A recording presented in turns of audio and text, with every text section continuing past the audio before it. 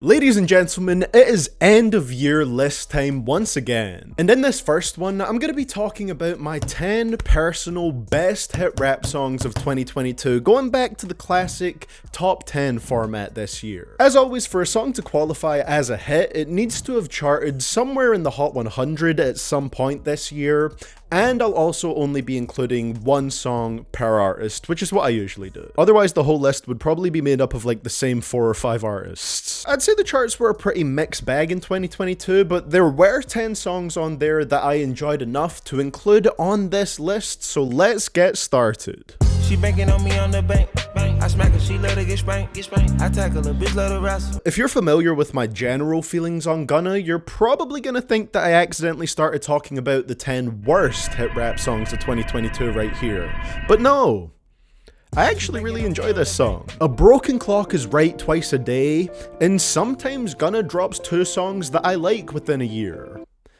I think that's how the saying goes. But this one is his sound done pretty perfectly. He has a voice that can sometimes be smooth, here it is, and he sounds best over more luxurious production, which is what he gets on this track with that beat produced by Peter Lee Johnson and Metro Boomin. And the best thing is that it's not boring, because a lot of Gunna songs are for me, but Banking on Me is just straight up chill and relaxing with these nice punchy drums that keep the instrumental moving. You wake up and you wanna go shopping. Pick out a car, you got too many options. Bubblegum baby, yeah, you got it poppin'. It's insanely well produced, and I honestly really like how Gunna sounds over it. He keeps a solid pace with his flow, so that never really gets old on here either. And the lyrics are about as romantic as you're ever gonna get from Gunna. It's not often that I like a track from him this much. Smoke my pilot, take the revive to the tropics. Nigga one shit. I was outside just serving narcotics. Man, this year, it looked like the Migos were getting a switch up that honestly they desperately needed to stay fresh. Offset was going to be doing his own thing, releasing solo music, and Quavo and Takeoff were going to be releasing music as a duo. With Takeoff tragically being killed this year, we'll never be able to see how that plan would have went down the line, but Hotel Lobby was an incredible single for them to kick off their run as a duo with. Now I love Offset, he was my personal favorite member of the Migos, but there was just something that felt so fresh and exciting about just Quavo and Takeoff making music together. And it gave this track some life that the Migos trio songs were starting to lack. You've got that beat that sounds like a trap version of some Wild West movie music, and Quavo and Takeoff ride over that beat smooth as hell. Honestly, the only other thing I kinda wish we got a bit more here was maybe another Takeoff verse, although I don't know if the song necessarily needs that, because it is pretty perfect at the length that it's at, so maybe just like Takeoff doing half of the hook or something, because it's a very Quavo heavy track. But Quavo really comes through on this one, so it's not the end of the world. A great single and a needed switch up from the traditional Migos formula. I'm a night out, it's a different mode. I'ma have to make a paint of 6 on a pinky toe. Now I know I have my reputation to uphold as the #1 modern day Drake hater on YouTube, but I can't lie. This song is schmackin'. Funnily enough, it does come from the much weaker of the 2 Drake albums that dropped this year, but this song clears absolutely every other track on the abomination that is Honestly Nevermind. Probably something to do with the fact that it's not house music done terribly with horrible singing on it, but is in fact a straight up rap track with banging production and a 21 Savage feature. Part of me does wish we got to hear 21 Savage over that first beat, because he honestly kills it over smoother production like that, but the second darker beat is great too and obviously really fits for his style. Spin a block twice like it ain't nowhere to park. Smack the back side of his head like he bark. And he has some of his great, dark, but also kind of funny wordplay packed throughout this one. As far as I'm concerned, Honestly Nevermind was just this song. This ain't my story about rags to riches, more about how I mastered physics. In the game I used to train like Rocky. catching chickens. All of the tracks I've picked so far have been less focused on the lyrical side of things, but that changes here, with a Benny the Butcher track featuring J. Cole. I'm really happy that this one did chart in the Hot 100 to make it eligible for this list, and it's actually the first Benny the Butcher song to ever do so. So I guess we can consider that J. Cole stimulus package a thing now. In terms of rapping though, it's pretty difficult to pick who came through with the better performance on this one, with both Benny and Cole talking their shit in their own way. Benny comes through with his usual multi-syllable rhyming style, which always makes his verses really fun to listen to. I'm always trying to predict what exact rhymes he's going to use at the end of the next line based on what he just said at the end of the previous line when I hear verses from him like this. And throughout the whole thing, he rhymes like, I think it's like 3 to 5, maybe 6 syllables at the end of each line without missing a beat. And with J. Cole, his verse just paints a picture in your head with the imagery used in his lyricism. On the night I was born, the rain was pouring, God was crying, lightning struck, power outage, sparks was flying. If you're as skilled at rapping as Cole is, then you can easily make a verse that's about how good you are at rapping captivating. A deserved hit song here. It was sad watching Dude and Vlad interviews. Really it's about me, he channeled it through you. It was not easy to pick between the 5 Pusha T songs that charted this year,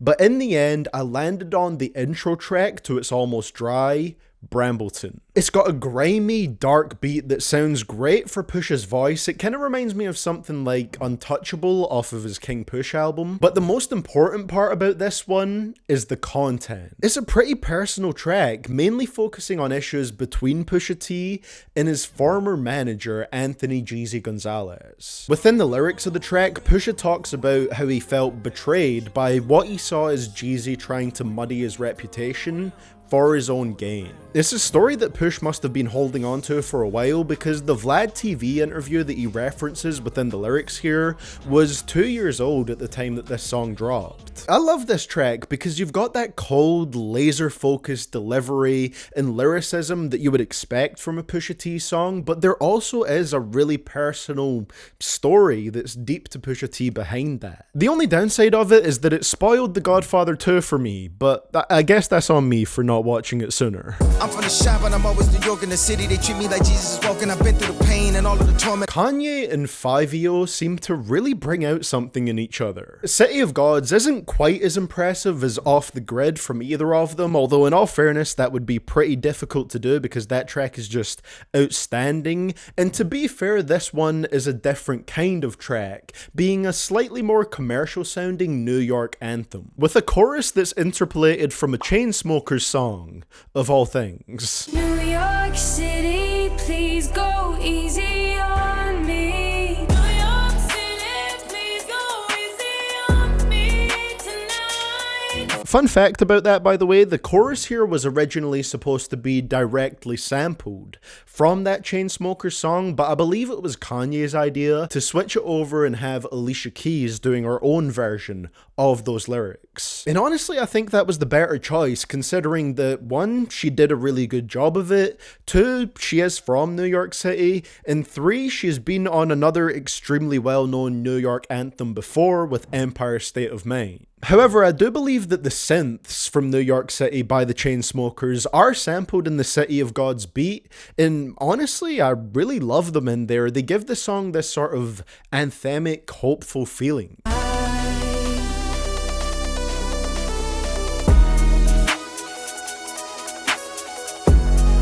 I just said a whole lot without really mentioning 5EO and Kanye, the 2 main performers on the song. They're fucking great on here. 5EO's energy is constant and infectious, and while I personally wouldn't go as far as saying that Kanye had the feature of the year as he claims within the verse, he still absolutely murdered this beat. I was sold as soon as he said, "I'll go back to college, do an album, and drop out again." And it was nice to hear a verse from Kanye this year that wasn't as unhinged as his verse on Easy. Overall, the song goes insanely hard and still stays true to 5EO's style while being more highly produced. Listening to the track just makes you feel invincible. Came out the bando just about diapers, had to hit me a lick. I bought the Tahoe from the truck, man, I haven't even seen a brick. 2022 was the year where I really started to become a fan of Future, And it also just happened to be the year where he dropped one of my favorite album intros that he's ever had, 7:12 p.m. What a goddamn amazing way to kick off I Never Liked You. Possibly an unpopular opinion, but this is way clear of Thought It Was a Drought when it comes to Future intros for me. It slaps, it bumps, it makes you want to become a hedonistic misogynist. Just while you're listening to it though, after Future's music stops playing, you revert back to be a normal, women-respecting human. But seriously, the beat for this one is absolutely insane, and the, raspiness in Future's voice here makes his performance sound so good. There's not much else to say about it, it's just an insanely hard track that gets me hyped up. Pretty good way to kick off I Never Liked You with, in my opinion, the best track on it. Gun blast in the background, I'm a black man with the bloodhounds, Mac 10 making love sounds. Jid had a pretty amazing year musically in 2022. I won't speak too much on the Forever story here because this list is purely focused on the hit songs, but surround sound was an excellent way to kick off the rollout for that album. It was one of the very first songs that I wrote down as a contender for this list because it dropped all the way back at the start of the year in January, and up until now it's still remained as one of my absolute favorites from the year. It just doesn't get old. Jid has always had a mesmerizing way of warping his words around a beat, but in the 4 years since his last album, it feels like he's really mastered it now, to the point where it's at on surround sound, where his flow feels so unique that it just never gets old to listen to. The 21 Savage feature is kind of funny because it's pretty much the exact same flow that he's used on a bunch of his features in the past few years, but I can't even complain about it because he makes it sound smooth as hell, and hearing him rap over the type of beat that surround sound has makes it feel somewhat new. Me and my money attached emotionally. I get a clutch, and if you get too close to me, I'm at the top where I'm supposed to be. The Baby Tate feature is extremely short, acting as more of a transition, but it sounds super smooth for the very short period of time that it goes for. And the beat switch on this song is super well done as well, with both parts of the instrumental using the exact same sample but in different ways, with it being more slowed down in the second half. And of course, Jid kills it on both parts of the instrumental. Also, he's like the only rapper who can use the word indubitably in his verse and make it work. Have you speaking to the souls of men? Those of them willing to die for the existence that this cold world has chose for them. DJ Khaled. How the fuck does this man do it? He dropped a pretty damn awful album this year, but somehow still managed to get one of the songs from said album near the very top of my best hit rap songs of the year list. Well, I guess the main reason here is because he managed to pull a near 4-minute verse out of a 50-year-old Jay-Z. An extremely well-written near 4-minute verse at that. Now, I know I've ragged on Genius a couple times before for their incorrect lyrics or nonsensical annotations sometimes, but for a verse like this, where I'm not always entirely sure what Jay-Z is referencing, and as someone that's not the most familiar with his career, reading some of the annotations for his verse on this song was extremely useful, and it just fully helped me realize the brilliance of the verse even more. Literally just click on a line or a set of lines and you'll get at least a couple paragraphs breaking it down and providing an explanation that makes perfect sense. When Genius annotations are well written and actually reviewed, they're great. I didn't expect this segment to turn into a big endorsement for Genius, but there you go. As you can probably tell by the fact that he's the only rapper that I've mentioned on this song for this whole segment so far, Jay-Z is the main thing that makes this song so good for me. Like, he elevates it to a completely different level, but there are other people on this song too. Friday delivers a catchy hook that almost sounds kind of like a pitched down sample. He has a really interesting sound from the couple choruses I've heard from him. Rick Ross fits perfectly over a soulful beat like this. And then Lil Wayne. His verse is solid lyrically, and he comes through with a great amount of energy on his verse. Like, there's parts on it where he's just going off, but he is an expert of using super noticeable autotune on his vocals, where it doesn't really belong. Everybody replicate me, nigga, face facts. Dreadlocks, face tats on the apex. I do like the Wayne verse, but it's probably my least favorite one on the track, just because I feel like a beat like this calls for a less processed sound and just more of his natural voice. I think it would have sounded a lot better like that, because underneath the autotune, he was going crazy. But I do still like it to an extent, and the rest of the song is so good anyway that it's not like that holds it back much at all. Some people might feel like God Did is a little bit too long for what it is, but for me personally, I enjoy the first few minutes of the track and then get absolutely encapsulated in it from the second Jay-Z's verse starts to when it finishes. With a verse like that, there's only one other hit song that, in my opinion, was better this year. I said I do this for my culture, to let y'all know what a nigga look like in a bulletproof Rover. I really can't picture any other song than this one being the best hit of the year. I know Kendrick dropped a whole album this year, and I'm pretty sure every single song from it charted, but for me personally,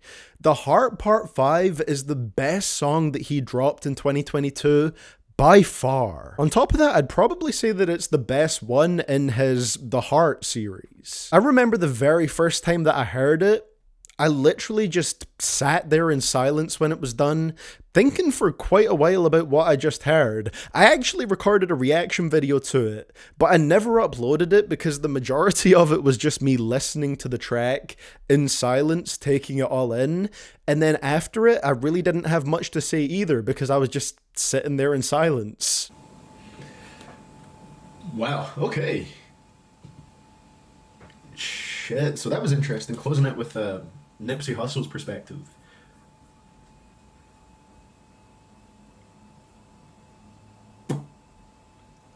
That's a lot to take in. That's a lot to take in. And there's multiple reasons for that. It's a pretty insane track, but one of the biggest ones is the end of the song where we get into the last verse and most of the drums drop out of the beat and you get Kendrick rapping for some parts of that verse as the late Nipsey Hussle. You as I bleed through the speakers, feel my presence. To my brother, to my kids, I'm in heaven. To my mother, to my sis, I'm in heaven. That's not what the entire last verse is, and there's a bunch of other great stuff in there too, but just that part really hit powerfully. I'd say it's a pretty complex track, but that complexity never gets in the way of it being extremely moving at the same time. Sonically, I kind of feel like it falls more in line with Kendrick's To Pimp a Butterfly era of sound with its beautiful, jazzy production. And his rapping over it sounds intense and passionate, a delivery style that Kendrick has absolutely mastered at this point. There's not many other people out there that I think can sound as intense as Kendrick can on a track. It's one of those songs that you could write a full article about. You could make a whole 10-minute plus long YouTube video breaking it down and analyzing it. I'm not personally going to do any of that because that's not what I do, but what I do know is that it is my personal best hit rap song of 2022. It's got 5 nominations for the 2023 Grammy Awards, and at the very least, it deserves to win one of them, preferably more. Here's hoping. So that right there was my 10 best hit rap songs of 2022. What did you guys think about the list? And of course, share your own lists down in the comments below. Up next is going to be the 10 worst hit rap songs of 2022, so definitely keep an eye out for that. And hey, while you're waiting for it, you might as well click there and check out the last video that I uploaded about pearly aged rap lyrics. And much love, of course, to the Patreon mandem over here, with a special shout out to my biggest supporters, and those are Agir, Big Daddy Foe, Diego Victoriano, Griffin Upchurch, I Am Regent, Josh Gourmet, Lucas1123, and Ryan Shadow 507.